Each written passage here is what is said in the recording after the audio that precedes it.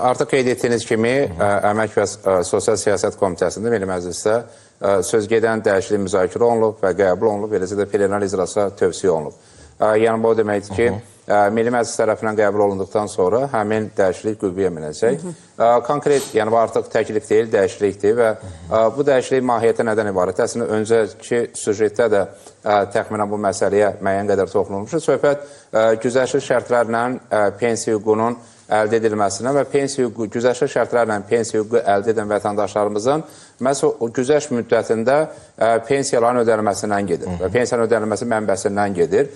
Çünki nəzərə alsaq ki, bəzi vətəndaşlarımız, məsələn, çoxuşaqlı ailələr, həmin çoxuşaqlı ailələrdə analar və bəzi hallarda atalar pensiya daha tez çıxırlar. 5 il daha öncə pensiya hüququ qazanırlar və onların baxmayaraq ki, 64 və ya 65 yaş pensiya yaşıdır, əmək pensiyası yaşı. Onlar 5 il öncə çıxdıqlarına görə, yəni 60 yaşında pensiya çıxdıqları üçün məhz 60-65 yaş arası onların pensiya məbləğinin ödənilməsi həyata keçirilməlidir.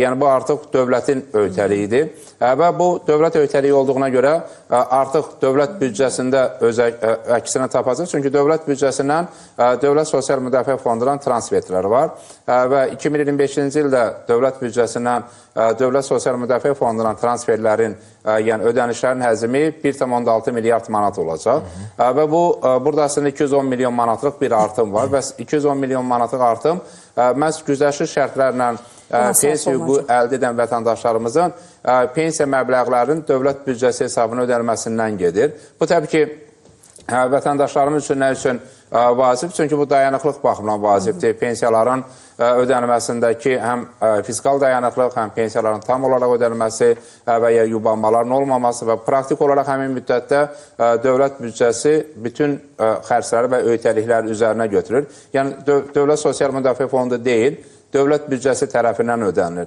Dövlət Sosial Müdafiə Fondunun gəlirləri daha çox ödənişlər, yəni sosial haqlar hesabına formalaşır. Amma artıq büdcədə vəsait var və büdcədə vəsait olduğuna görə məhz həmin dəyişiklik qüvvəyə mindikdən sonra dövlət büdcəsi qeyd etdiyimiz vətəndaşların güzəşt müddətində pensiyasını ödəyəcək və güzəşt müddətində həmin pensiya məbləği birbaşa dövlət büdcəsinin vəsait hesabına ödəniləcək.